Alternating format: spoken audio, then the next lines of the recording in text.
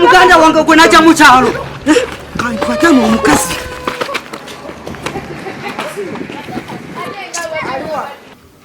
kale kanzikirize mbeere kitaawo mbeere maama ate mbeere muganda wo naye obwenzi bususse mukazi mwenzi taisa mpale buli muntu ayaba ayagala buli kiri mu mpala akicekingi bannange oba omukazi tomukusa bulungi mukazi nga ku kigambo ky'okwepiica nga neepiica pozi ayinza obeera nga ayina akasagazi k'obudde bwembumuwa nze ku mulimu nvayo ssaawa 2 nagange kati omukazi ogenda amusayina amagezi ki ku nsonga y'okwepiica na buli muntu ensonga y'obwenzi yo ndowooza mpezi kugendanga ku kakiiko oba mutwalenga ku poliisi oba basooke bamukole kibo busooka bamusibe ye ennaku nga 2 n'ava ku by'okwepiica jona tuli mubaziga naye omusajja nsesa ogenda omukazi mutwala ku poliisi basooke bamusibemuko awo simalina kyakukola omukazi newe omukwatira mu bwenzi era osigala okyamwagala that much yes kwati sina kyakukola kwayayenda dda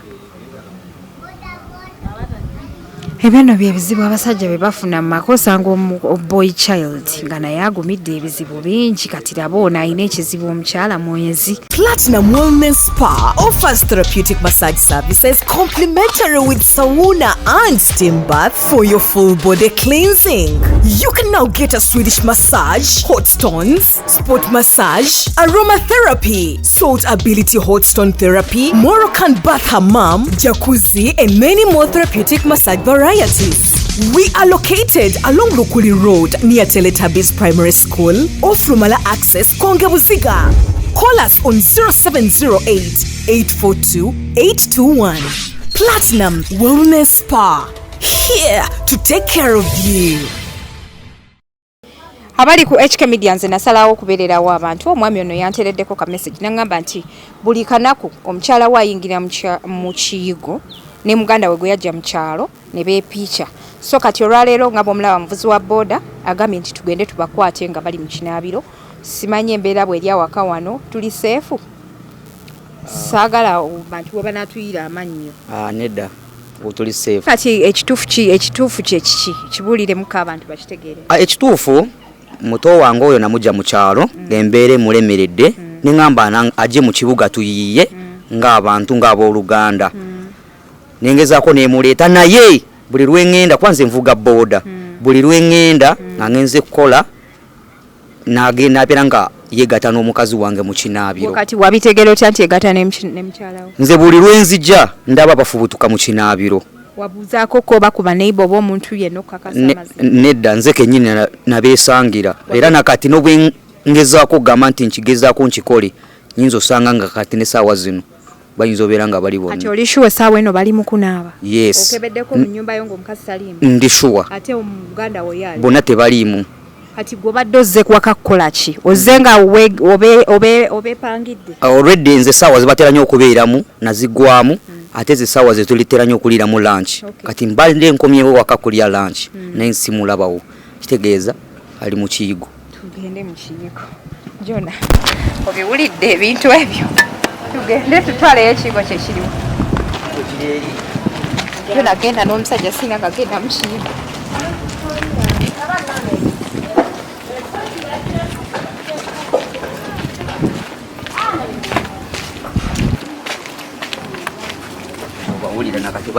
Otyo leero mbakute lubona. Sebo bulijjo gwabeera n'omukazi wange. Leero nkukutte.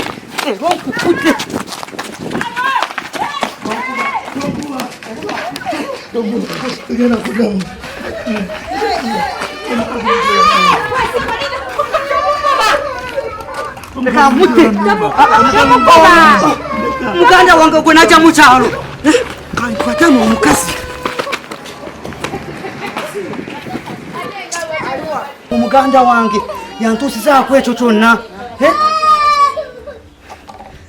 Bulijjo mugulira emmere mugukolera buli kimu. Kati gwe oyo omuvubuka ddala ekituufu omuyitaani? omuvubuka oyo muganda wange wadete bamama sibe bamu namujja mu kyalo ngokankana ati mukute n'omukazi wange naye sisoko kakano tubulire kuba tetujja bitegeera akati oyo omuvubuka muganda wange namujja mu kyalo ng'embeera emulemeredde nemugamba ajje mu Kampala fena tukole ki fena tukole kati bwe namuleeta nemuteeka ewaka naye nze nga nkyayiriba ngenda ku mirimu gyange kuba nze nvuga booda kati nembeera nga bwe mba nkomawo okulya emmere nsanga taliiwo n'omukazi taliiwo kati lumu najja mpola mpola nembalaba nga bona bafubutuka mu Kiyigo neŋŋamba nti nja bafuna olunaku olumu kati leero mbakute lubona nga bali bombi mu Kiyigo naye nga kati buli omu yeegana nti balina kye babadde bakola ate kati bona mbasanze mu Kiyigo kyekimu kati ozzaako ki nze mbadde ŋŋamba no muganda wange muzeeyo mu kyalo kuba gende oba sobola kugoba mama w'abaana kuwulidde alina abaana bange ekyalina okukola kugoba muto wange nadda mu kyalo kuba amaka gange agenda kati yo omukyala ali watwogereko naye omukyala simanyi waakutte alabika ali awo munda simanyi nakyenzizaako tobulidde bulungi lwasinkanira n'oyo omukazi bye muyiseemu abantu beetaaga okubimanya bafune engeri gye bakulwanirako olutalo Hadijja oyo omulwala namusanga mu kawoteeri atunda mmere naye nga wendiire emmere wala ne tusinkana tunyumyamu n'anyumiza nga bwatalina wadde muzadde wo ku nsi kuno nemubeererawo nemugamba koleki ajje tubeere bambi tusaba musirike kokko ngamba tubeere fenna nakkiriza wala nemubeererawo nga bw'obimanyi ng'abaagalana twali twakamala okutandika okubeera fenna yali alina olubuto lwa mwana waffe asooka covid we yajjira ate jjukira bodaboda bali tebakizikiriza kukola nengenda ku mulimu natuukayo biseera bye baali bagamba twetika ebifuruusi byokka ate nga tulina okuva ku kkubo ssaawa 8 nali nvuga musaabaze nangamba ntwalaako poliisi teriiyo nemuvuga nintuuka Kibuye ne bankwata ne bansiba ennaku 2 kyokka omukazi ng'ali waka mu nnyumba ali yekka ali lubuto ne bansibira teyakimanya nakimanya namalayo ennaku 2 teyakubuuza wajova yambuuza ne munyonyola ng'amaze okukola ki maze okudda n'azaala omwana waffe asooka naye nentandika obiwuliranga nga baŋŋamba omukazi muki mukazi mwenzi nagamba waayi omuntu gwe sikwatangako sijja kukola ki sijja mufaako nnyo kansooke ninde luliba olwo mukwate kyo nekikola ki nenkigumira n'omukazi simanyi obwenzi oba bumufuukidde ki oba alina akasagazi simanyi omukazi atandika okuŋŋamba nga bwayenda nensirika n'afuna olubuto olw'omwana waffe wakumeka okubiri naye nakola ki naye namuzaala omukazi oyo gwolaba yali wakunfiirirako mu nnyumba nga siyina ssente tuli mu lockdown ey'okubiri kale ng'omuntu atetenkanya oluusi nga nkubirako omukadde mu kyalo nsindikirayo emmere ku motoka tuli mu covid olwo kazi nenfaayo nnyo kinumye nnyo watuukako ewabo w'omukyalo oyo kale yantwalako owa sengaawe yandaga sengaawe simanyi oba yanimba oba yakituufu yali sengaawe kwanza yaŋŋamba talina bazadde be talina maama talina taata nemubuuza wazaalibwa wekka naŋŋamba ye bamuleka ku nsaali bwomu neŋŋamba kati nga bw'oyogera bw'otyo kale kanzikirize mbeere kitaawo mbeere maama ate mbeere mugandawo naye obwenzi bususse mukazi mwenzi tayisa mpale buli muntu ayaba ayagala buli kiri mu mpale akikyekinge bannange oba omukazi tomukusa bulungi mukazi nga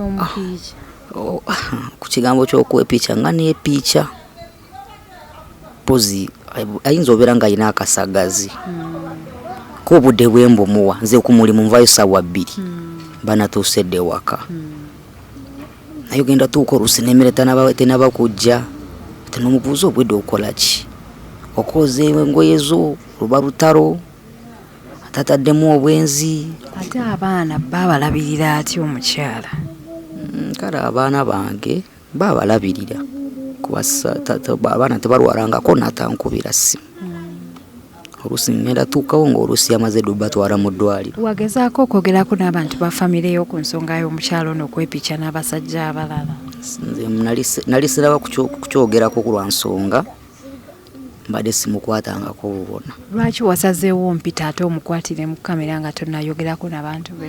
Anti mbadde njagala oluusi kyandiba kisobola okunkolera. Obanga balowooza omuwaayiriza. Kataawo buli omu akirabye nti mbadde ngumiikiriza nnyo kwe kulegama nti nkuleete mukwate ng'olaba na buli omu akimanye kwaye buli lunaku abadde yeegaana tayendangako. Olowooza nti kino ekyokumuteeka ku kamera kiyinza okumulekeraawo, ayinza okulekeraawo okwenda? Ayinza okukakanamuko kuba anumya nnyo. Anumya nnyo okulaba nga nkaabye n'okukaaba amaziga. Kinumya nnyo.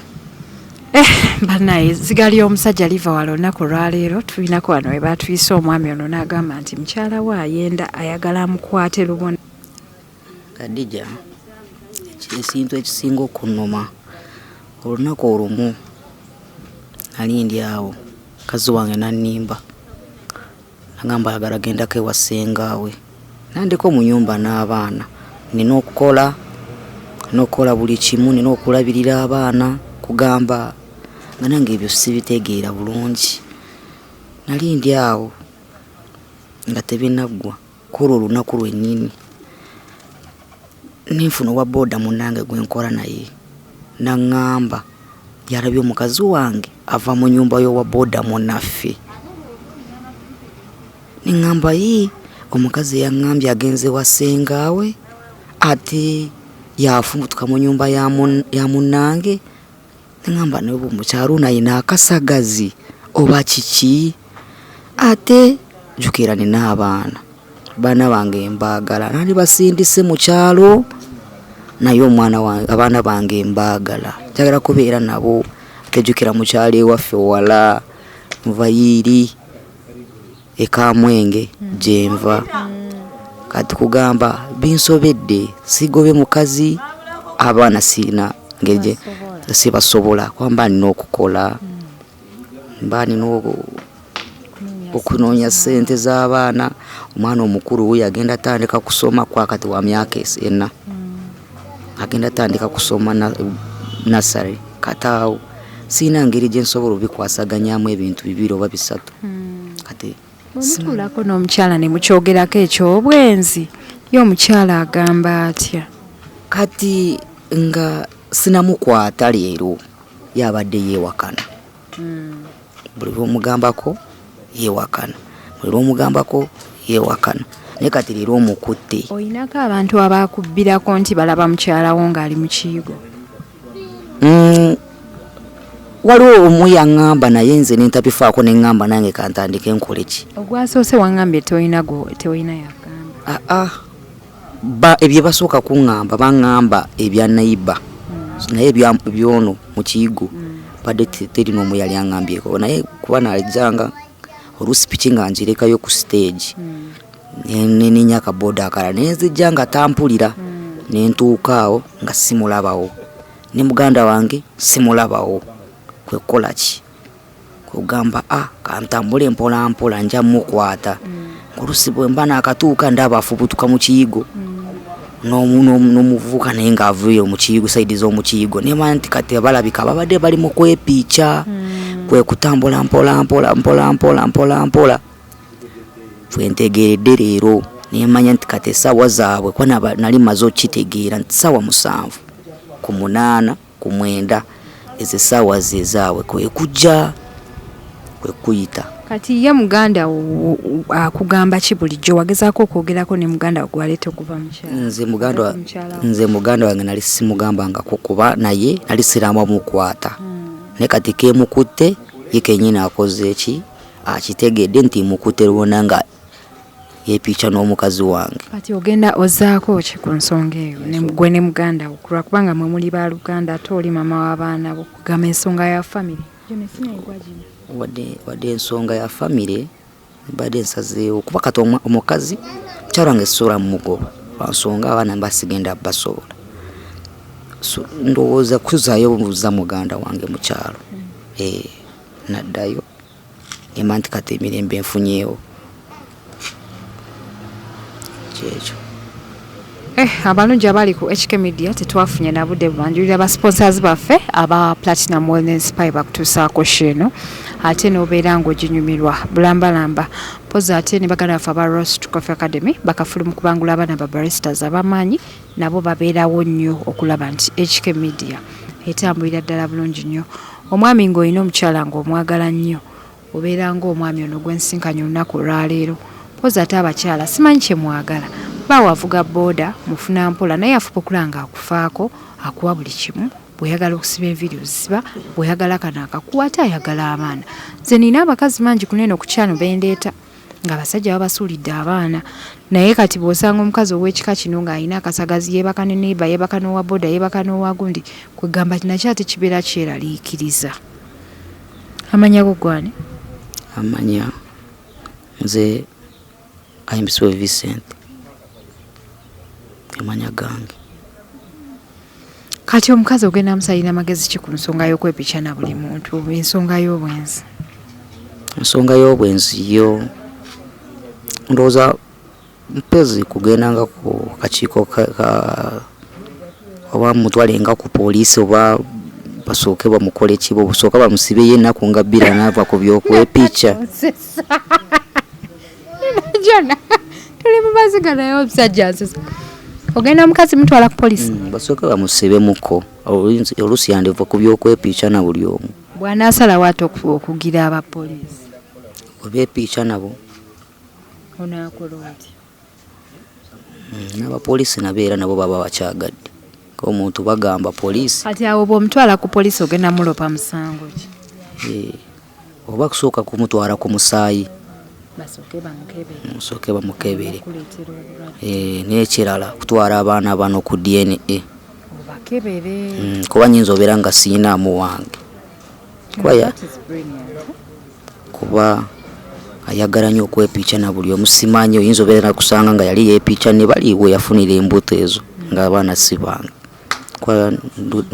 Ngenze nkiraba ku bantu nga n'abagaga bansingako ngusanga ng'abaana oluusi si baabwe kati ate nga nze owange ye kennyini mulabira ddala nti yeepicha na buli omu.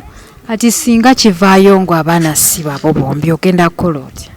Olwedde muwa abaana be n'atambula nabo n'agenda nabo n'anviira nga tanaba kundwaza. Atukusabire obeere mulamu. Kati mugenda kwetunulako omutyana omukazi gwakwatidde mu bwenzi olunaku olwaleero. Ze mbadde ngamba oba omukyala omugobe oba osooka omuzzeeko ewa ssengaawe ogenda kukola otya? Hadijja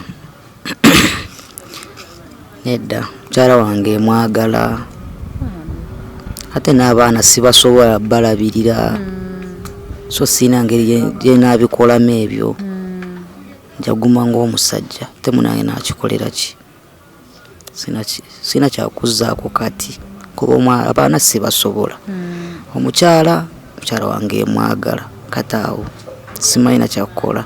Omukazi ne w'omukwatira mu bwenzi era osigala okyamwagala that much? Yes kwati siina kyakukola kwa yayenda dda.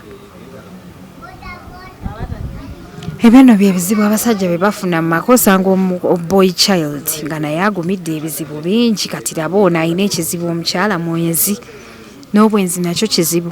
Munzikirize basibe olunaku olwaleero tetwafunye budde bwogera ku basponsors baffe naye nga ate aba Platinum Wellness Spa be bateekamu omusayi kulaba nga shetambula bulungi baganda ffe aba Roast Coffee Academy bakafulu mu kubangula abaana ba baristas abamanyi na bano bakikolera ddala bulungi okulaba nga show etambula. Ali ku kamera ye Jona yenze Hadijja Kigozi mweraba.